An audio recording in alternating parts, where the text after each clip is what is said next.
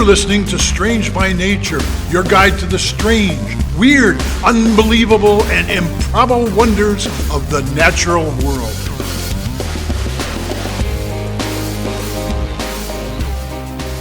Hello, everyone, and thanks for being here today. I'm Kirk Mona, and joining me are Rachel Gimza and Victoria Thompson.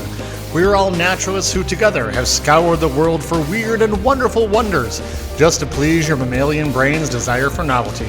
Isn't that nice? Let's do this. Well, welcome back to the show. This week it's me and Victoria again. Kirk is still out this week. We wish him well. He's doing what he needs to do, which is totally fine, because boy howdy, Victoria, do I have something fun for you. Oh, I'm excited. Tell me. Oh, good. So, Victoria, do you recall when I talked about the tasseled woebegone shark in episode 80?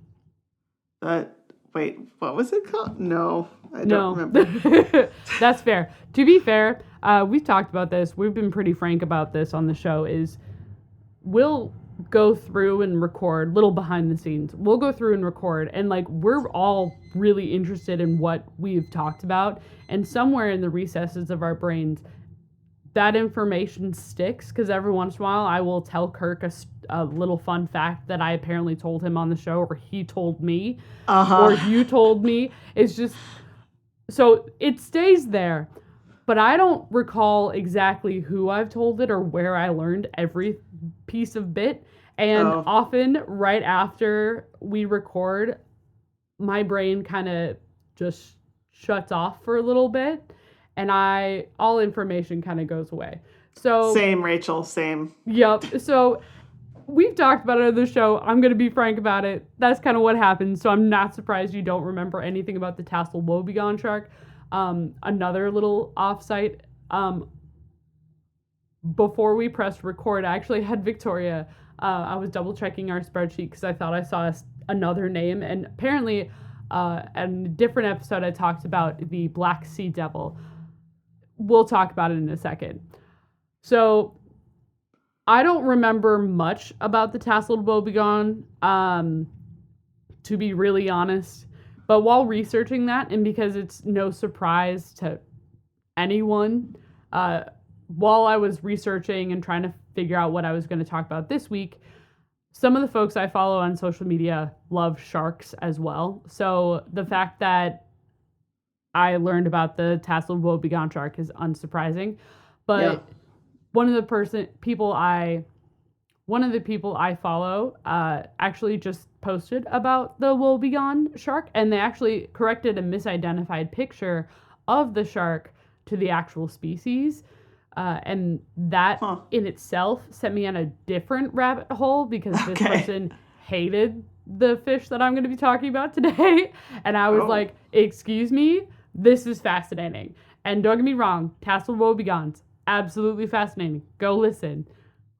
This fish is also fascinating. So, and part of the reason why is because you all are my captive audience, and I'm going to tell you about what I found because it's upsetting, and I love it so much. Oh, okay. Bracing myself now. You should. So the animal I'm talking about today is called the goosefish, which is tragic as it does not have anything to do with geese at all, and it does not look like a goose. And it is a fish, but that's about it.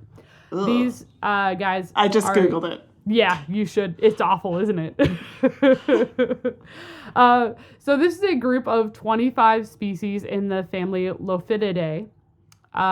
Sometimes they are called anglers or monkfish. Goosefish in general have a pretty wide, there's 25 different species. So I might have talked about a similar one with the black sea devil in a previous episode, but it's not exactly the same. It's in the same kind of family. It's still an anglerfish technically, but it is not the same animal. And I am so grateful because it did send me down a wonderful rabbit hole, and I'm excited to share it with all of you. So the goosefish are, like I said, there are 25 different species. They're also known as monkfish, and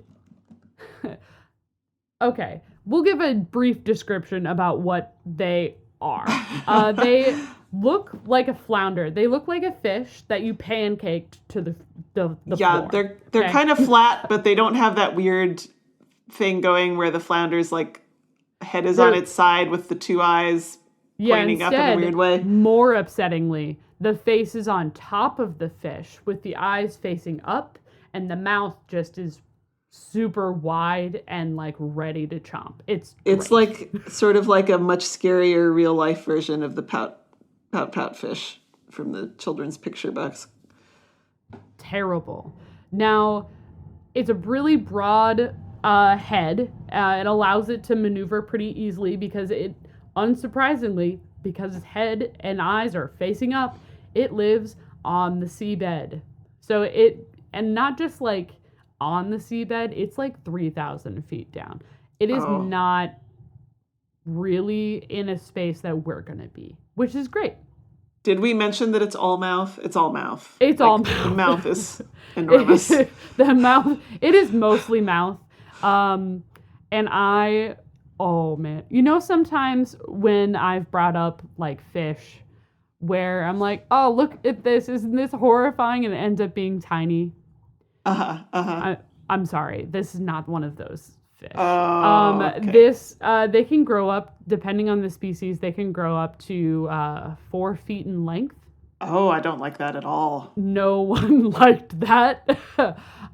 They actually, I think depending on the fish too, some of them can be a little bit bigger, but in general, like 2 to 4-ish feet is pretty average for a goosefish. And they can weigh as much as 50 pounds. Yeah, so that's fun. So these are not small fish. They are hanging out on the bottom of the seabed, and they are ambush predators. They're pretty flat, and they have a mottled brown or olive kind of skin that allows them to blend in pretty easily with the floor. They also have little flagellae hanging out above them to help blend in with pretending to be the ocean floor, which they are absolutely not. Okay? Yeah, They also do have a natural lure, an esca. So they have a worm-like appendage above on their head to help lure and attract unsuspecting prey into a striking distance. So that way it can, be an ambush and be like, oh, I'm just a little worm hanging out. It's no problem. Yeah. Just come and have some food. Like the anglerfish. Very similar. Yeah. It is in the same family, so that's unsurprising. Okay. That makes sense. But that does mean that because it's an ambush predator, it strikes pretty quick. So it is able to strike and get its prey pretty consistently. Now, like I said, they are found depending on the species, and like I said, there's 25 different species. They are found all over. They seem to prefer cold temperate waters, mostly in like the continental shelves and slopes of the Western Atlantic. Along the U.S. and Canada. Okay. So, and like the North Atlantic Ocean. So that's fun. And they can be found anywhere from 200 to 2,000 feet, again, depending on the particular species. As you can imagine, being a fish laying at the bottom of the ocean like that, they will eat whatever comes across. Primarily, they will eat fish, they'll eat squid, crustaceans, whatever they can. Sure. They have also been documented eating birds that Wait, what? fly down. There is some documentation of that they are able to, if there was a research paper done where apparently they found the goosefish was found to eat auks that were diving, like small Ox! That were flying down and diving into the water. And it came too close to the goosefish, and the goosefish went chomp. I'm guessing this must have been in some shallower It water. wasn't a more shallow water. Okay. And they are over along the British Isles too. They're not there. But yeah. Huh. It has been documented that they've eaten birds, which is not a common thing for a fish. Right? Pretty much if it can fit in their mouth, it's being eaten. And Impressive. Their mouth is pretty expansive. It is. So Pretty big mouth. It is large. I don't think we can say that enough. It is upsetting. Lots of little sharp needle-like teeth in there. Well, yes. So that is one big piece of it, is like they are known for their sharp needle-like teeth as part of their thing. Which, yeah. Now, do you think that would be it for the goosefish? However, what is one thing that you haven't really noticed or seen on the picture that you're looking at? Do you see any fins, Victoria? Not so much on the fins. And I have the not the Wikipedia, like the Google Images search here, and there's one of these where it sort of appears to be walking on its fins. Yeah. That's I think one of the more upsetting pieces about this fish. They are able to, very similar to some other fish that we've talked about on this show, they are able to, their pelvic fins and the first spiny dorsal fin are actually like supported by like some spines, and they're able to like kind of walk along the bottom of the ocean on their fins until they find a spot that they think is good enough for them. Can they even swim? They can swim. So they have some other fins that they are able to, like, actually, I'm flapping my hands like I'm swimming. So they are able to actually swim as well, and they have a pretty pronounced like tail fin. But like the very first ones right up underneath on their not dorsal side, their ventral side. They use those as like walking more than they use them for swimming. That's a little creepy. It is. It's always disturbing to see a fish walk. Yes. You never expect it, and when it happens, it's always upsetting. And that is one of the many reasons why I chose Goosefish today. Was I saw that picture and I went, that's upsetting. We need to talk about it. Yeah. So, some other fun things about this. Some goosefish have actually been documented with their stomach contents comprising of over half their body size. So they will eat and eat and eat. Which can be problematic, as we've also discussed on this show, if things like ferment or like if they can't digest things fast enough, that can also pose a problem for a lot of animals. But it doesn't seem to be an issue. They are really challenging to spot, as you would expect for an ambush predator. But we actually are still learning more about goosefish and what they look like and what they offer, or not offer, but like what their behaviors are a little bit more, just because they're hard to find. They are extremely well camouflaged, and researchers have had a hard time trying to find them. Yeah, I bet. So that is unsurprising. But overall, they are often, sometimes you might see them in a fish market. Often they're called monkfish when they are. Oh, yeah. in I've heard there, of and- monkfish. Yeah, and they are pretty highly prized actually in culinary circles, so it's pretty important on that part Yeah, of I things. bet they're served as fillets. Yes, I don't think you can serve them any other way, honestly. But they are one of the top predators in the ocean. They do obviously get eaten, but they will eat whatever gets closer to them. If there are sharks around, sharks will often eat them if they can find them. But they're pretty important, and they are just really cool.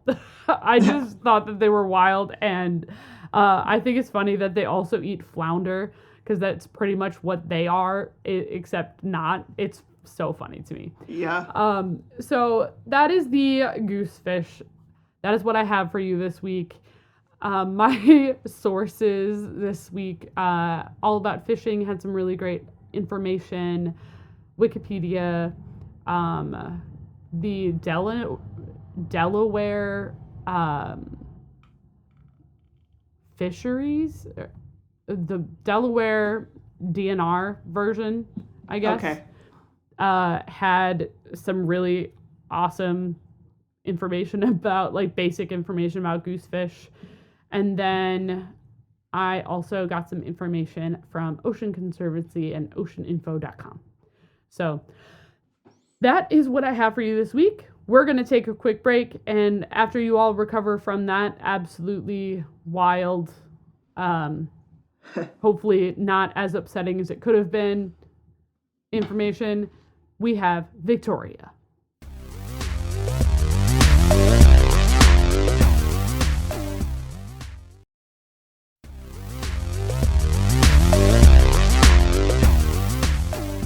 All right, we're back. So, Yay. have you ever heard of Emas National Park? I'm not sure how to pronounce it. Emas? I don't think so. Well, it's in Brazil, so, you know. That would be why I have not heard of it. Yes.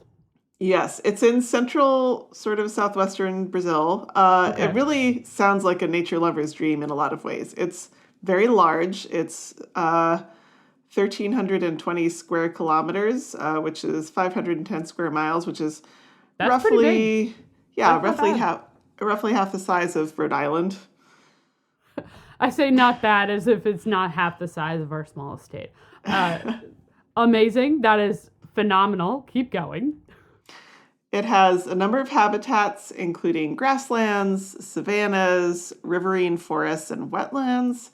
And animals that you can see in this park include jaguars, maned wolves, rheas, like those giant birds, you know, Yeah. giant anteaters, and giant armadillos. Okay. That sounds great. When are we going, Victoria? Is this before you know, or after New Zealand and Australia? Kind of a coin toss situation, really. Coin toss? Okay. Because it sounds phenomenal and I want to go yesterday. Okay, well, I haven't even gotten to my topic yet, Oh my goodness. which is probably the most unusual thing in the park. I'm going to talk about the termite mounds. Victoria, you just Yes. talked about Maine wolves, jaguars, and a giant bird, Yeah. and armadillos. And you want to talk about the termite mounds? Yeah, I know. That doesn't sound exciting. You can find termite mounds not only in South America, but also in Africa, Australia, and Asia. And, you know, like, they're cool. I mean, I've seen some really cool ones, I guess. I did a like, whole pictures of episode back in episode 68 where I talked about how the mounds are used to ventilate the termite nests, which is super cool. But that is not why these mounds are special. Okay. The mounds in Emas National Park are unique because they glow at night. Excuse me. Yes. They what? They glow. They glow. They're bioluminescent. Bioluminescent. So The ground is not supposed to glow, Victoria. If the ground glows, that means there's radiation and you need to walk away.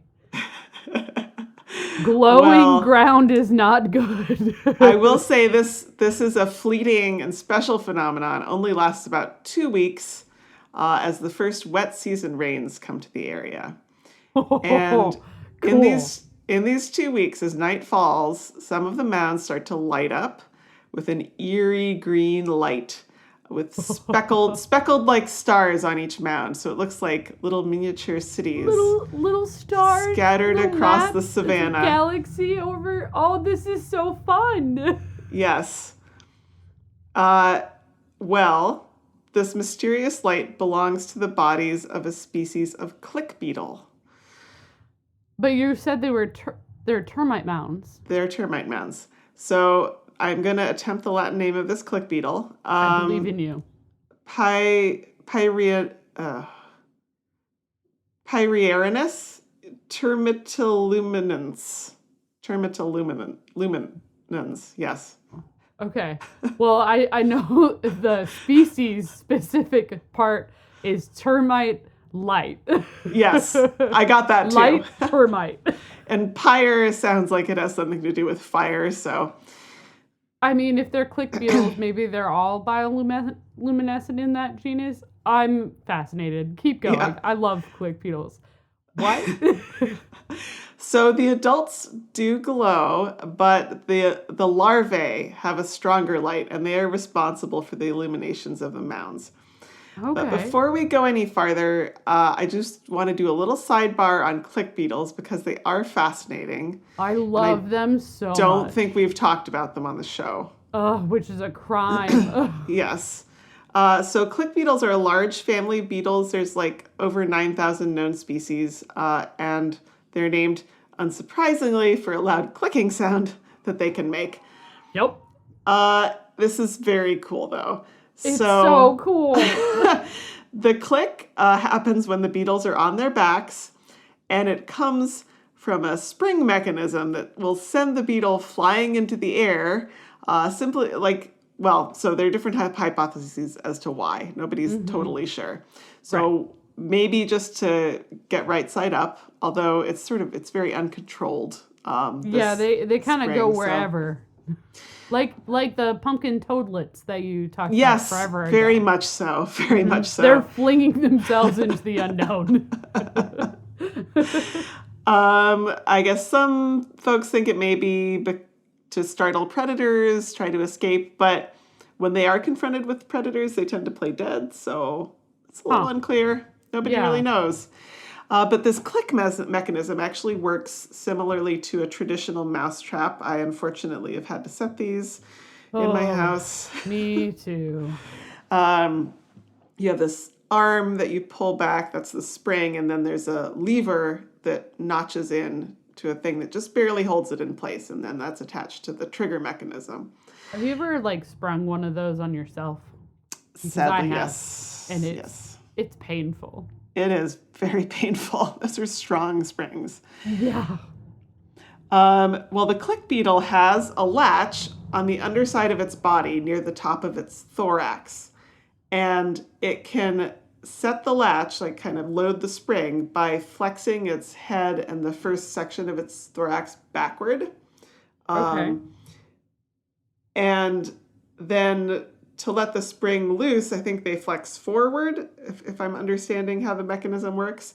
And that release of energy sends them flipping up into the air at up to 380 Gs in some species. My goodness. Yes. That is a lot more G's than I thought it was. Yeah. Oh, okay. So yeah, that's what click beetles are all about. But the adults are kind of not the point of my story. They do lay their eggs at the base of abandoned termite mounds. It sounds like they take empty termite mounds.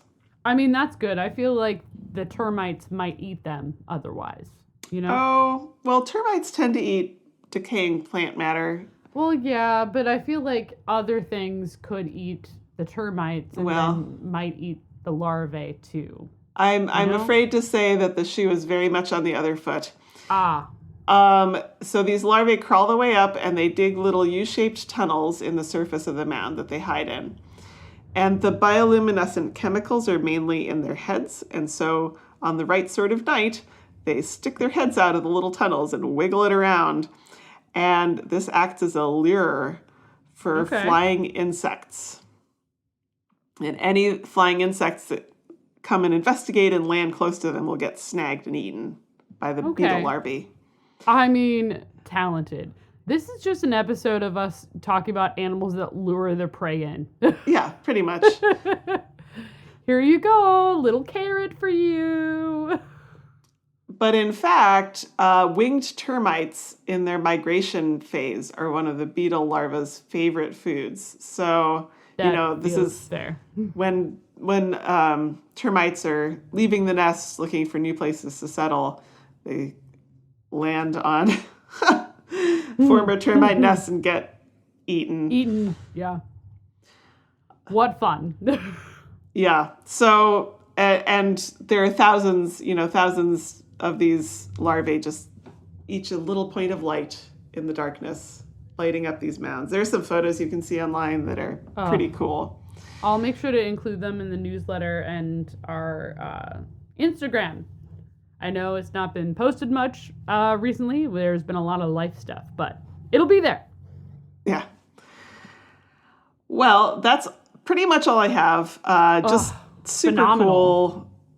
Cool. So unusual. Got to go to Brazil sometime. Well, my sources this week were several. So there was an article in the New Scientist, bioluminescent termite mounds lure insects to their death, from July 2017. Great title, A+. Mm-hmm. Atlas Obscura had a good article. There was a UK Natural History Museum blog post with I think it was an award-winning photograph. And then there was a helpful video from the Ant Lab. You familiar with Ooh, Ant I Lab love on the YouTube? Ant Lab. Yeah. Super great guy. Yeah. And he shows like close-up slow-mo of the click mechanism of click beetles. So that was so cool. Yeah. Really fun. A little bit of background information from Wikipedia and some information about Imas National Park from BrazilNatureTours.com. Oh, amazing. So we're going to get started planning our trip to Brazil. Yep. After we go to New Zealand. Right. Okay. So it is going to be after New Zealand. Yeah, I think it's going to be after New Zealand. I think that's fair. We've talked about New Zealand and Australia enough. Like, if we go over to New Zealand, we can just jump onto a short boat or something over to Australia. It's not short. Well, never mind. There goes my idea that we get into a canoe. It's really far away. I think it's like a 5 or 6 hour flight from the closest part of Australia. I need to look back at my geography clearly, because I was like, we can get into a canoe and just canoe over. No, we can't. No, we can't. We shan't. That would be a bad idea for multiple reasons. Okay. Thanks, Victoria. This is great. All right. Yeah, that's all we have this week. Good talking to you. Good talking to you, too. We'll see you all next week. Bye-bye. Bye.